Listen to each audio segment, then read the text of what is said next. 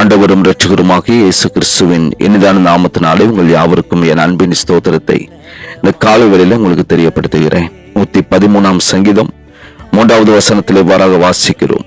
சூரியன் உதிக்கும் திசை தொடங்கி அது அஸ்தமிக்கும் திசை மட்டும் கர்த்தருடைய நாமம் துதிக்கப்படுவதாக என்று சொல்லி, எனக்கு அன்பான தேவனுடைய பிள்ளைகளை, சங்கீதக்காரர் தாவீது மிகவும் அழகாக சொல்லுகிறார்.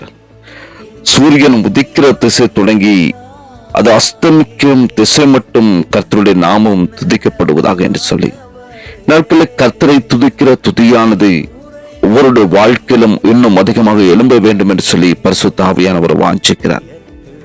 தேவனுடைய பிள்ளைகள் அநேகர் கர்த்தரை நாட்களை துதிப்பதற்கு நேரங்களையும் சமயங்களையும் அநேகர் கர்த்தருக்கு ஒதுக்காமல் உலகத்தின் காரியங்களுக்குள்ளாக நேரங்களை செலவிட்டுக் கொண்டிருக்கிற ஒரு சூழ்நிலைக்குள்ளாக நாம் காணப்படுகிறோம். ஆனால் நாம் எப்பொழுதும் கர்த்தரை துதிக்கிறவர்களாக, கர்த்தரை மகிமைப்படுத்துகிறவர்களாக, கர்த்தருக்கு ஆராதனை செய்கிறவர்களாக காணப்பட வேண்டும் என்று சொல்லி பரிசுத்த ஆவியானவர் வாஞ்சிக்கிறார். சூரியன் உதிக்கும் திசை தொடங்கி அது அஸ்தமிக்கும் திசை மட்டும் கர்த்தருடைய நாமம் துதிக்கு அந்த துதியானது எழும்ப வேண்டும். நாட்களில் துதியின் சத்தம் எழும்பாமல் காணப்படுகிறது. அதனால்தான் நாம் கர்த்தரை எப்பொழுதும் துதிக்க வேண்டும். கர்த்தரை யார் துதிக்க வேண்டும் என்று சொல்லி வேதாகமம் மிகவும் அழகாக சொல்லுகிறது. சங்கீதக்காரர் தாவீது சொல்லுகிறதான பொழுது, ஆபத்து காலத்தில் என்னை நோக்கி கூப்பிடு, அப்பொழுது நான் உன்னை விடுவிப்பேன், நீ என்னை மகிமைப்படுத்துவாய். யார் கர்த்தரை துதிக்க வேண்டுமெனா, நம்முடைய வாழ்க்கையில ஆபத்துக்களும் போராட்டங்களும் பிரச்சனைகளும் வருகிறதான பொழுது அந்த நேரத்தில் கர்த்தரை துதிக்க வேண்டும். அந்த போராட்டத்தின் மத்தியிலிருந்து கர்த்தரை துதிக்கிறதான பொழுது கர்த்தர் முற்றிலுமாக விடுதலை செய்கிறவராய் காணப்படுகிறார். மீண்டும் சங்கீதக்காரர் தாவீது சொல்லுகிறதான பொழுது 34 சங்கீதம் 1வது வசனத்தை பார்க்கிறோம். கர்த்தரை நான் எக்காலத்திலே ஸ்தோத்தரிப்பேன். நம்முடைய துதியானது எப்பொழுதும் கர்த்தரை துதிக்கிறவர்களாக நாம் காணப்பட வேண்டும். அதற்காக தான் கர்த்தர் நம்ம ஒருவர் இந்த பூமிக்குரிய வாழ்க்கையிலே ஏற்படுத்தி வைத்திருக்கிறார் என்று சொல்லி பார்க்கிறோம். மாத்திரமல்ல, வேத வசனம் மிகவும் அழகாக நமக்கு கற்றுக் கொடுக்கிறது. நீங்கள் ஒன்றுக்கும் கவலைப்படாமல் எல்லாவற்றையும் குறித்து உங்கள் விண்ணப்பங்களை ஸ்தோத்திரத்தோட கூட ஜெபத்தினாலும் வேண்டுதனாலும் தேவனுக்கு தெரியப்படுத்துங்க. தேவ சமூகத்திலே முழங்கால் படிட்டு நாம் ஜெபிக்கிறதான பொழுது அந்த ஜெபத்தின் மூலமாக தேவனுக்கு என்று துதி ஸ்தோத்திரங்கள் எழும்ப வேண்டும் என்று சொல்லி பரிசுத்த ஆவியானவர் வாஞ்சிக்கிறார். நம்முடைய வாழ்க்கையில் அநேக நாட்களில் கலங்கினவர்களாக, மிகவும் மன சோர்ந்தவர்களாக, கவலையோடும் கண்ணீரோடு கூட இருக்கும் பொழுதும் கர்த்தரை துதிக்க வேண்டும் என்று சொல்லி சங்கீதக்காரர் தாவீது அழகாக சொல்கிறார். மானானது நீரோடைகளை வாஞ்சித்து கதறுவது போல ஆண்டவரே என் ஆத்துமா வாஞ்சித்து கதறுகிறது என்று சொல்லி நம்முடைய ஆத்துமா கர்த்தரை நோக்கி பார்க்க வேண்டும். வாழ்க்கையிலே பலவிதமான பிரச்சனைகளும் போராட்டங்களும் வந்து வாழ்க்கையில் கலங்கி நிற்கிறதான பொழுது கர்த்தரை நாம் துதிக்க வேண்டும். அப்பொழுது கர்த்தர் நம்முடைய ஜெபத்தை கேட்பார்.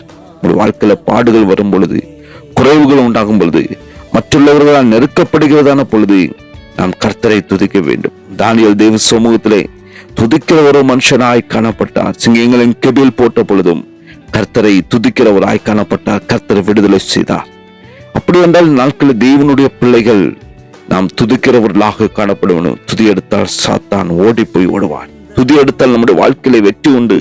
துதி எடுத்தால் நம்முடைய வாழ்க்கையில ஜெயம் உண்டு. அப்படி துதிக்கிறவர்களாக கர்த்தரை மகிமைப்படுத்துவர்களாக காணப்படும் பொழுது நம்முடைய வாழ்க்கையில் அநேக ஆசீர்வாதங்களையும் நன்மைகளையும் பெற்றுக்கொள்ள முடியும், விடுதலையும் பெற்றுக்கொள்ள முடியும். எனவே கிறிஸ்துவுக்குள் அன்பான தேவனுடைய பிள்ளைகளை எப்பொழுதும் கர்த்தரை துதிக்கிறவர்களாக, கர்த்தருக்கு ஆராதனை செய்கிறவர்களாக நாம் காணப்படுவோம். அப்படி செய்து தேவ சித்தம் செய்யும் தெய்வ கிருபை உங்கள் அனைவரோடு கூட இருப்பதாக. ஆமென். ஜெபிக்கலாமா? பரிசுத்தமும் இருக்கும் அன்பின் நல்ல தகப்பனே, ஆசீர்வதிக்கப்பட்ட இந்த காலை வேளைக்காக நன்றி அப்பா. நாங்கள் எப்பொழுதும் துதிக்க வேண்டும் என்று சொல்ல முடியும் வார்த்தையின் மூலமான எங்களுக்கு கற்றுக் கொடுத்தீர். வாழ்க்கையில் துன்பங்களும் சோர்வுகளும் பிரச்சனைகளும் போராட்டங்களும் வரும் பொழுது நாங்கள் உம்மை துதிப்பதற்கு மறந்து போகிறோம். ஆனால் அப்படிப்பட்ட நேரத்திலே ஆண்டவரை நாங்கள் உம்மை துதிக்க வேண்டும் என்று சொல்லி வார்த்தையின் மூலமான எங்களோடு கூட பேசினபடி நான் நமக்கு நன்றி செலுத்துகிறோம். நாங்கள் எப்பொழுதும் உம்மை துதிக்கவும் உம்முடைய நாமத்தை மகிமைப்படுத்துவதும் நிமித்தமாய் நீர் எங்கள் வாழ்க்கையில மகிமையான காரியங்களை செய்கிறீர், விடுவிக்கிறீர். தேவ கிருபை எங்களை சூழ்ந்து கொள்கிறது. அதற்காக நன்றி அப்பா. நாங்கள் அப்படி துதித்து ஜெயத்தையும் சகலவிதமான நன்மைகளும் ஆசீர்வாதங்களும் பெற்றுக்கொள்ள தகப்பன் ஒவ்வொருவருக்கு கிருபை செய்யும். இரட்சகர் இயேசுவின் நாமத்தில் ஜெபிக்கிற நல்ல பிதாவே. ஆமென். வாழ்த்துகிறேன், வணங்குகிறேன். உம்மை போற்றுகிறேன், உயர்த்துகிறேன், வாழ்த்துகிறேன், வணங்குகிறேன், உம்மை போற்றுகிறேன். முழு இதயத்தோடு உம்மை துதிப்பேன், உன்னதமானவரே. உம் அதிசயங்கள் எல்லாம் எடுத்துரைப்பேன், அதிசயமா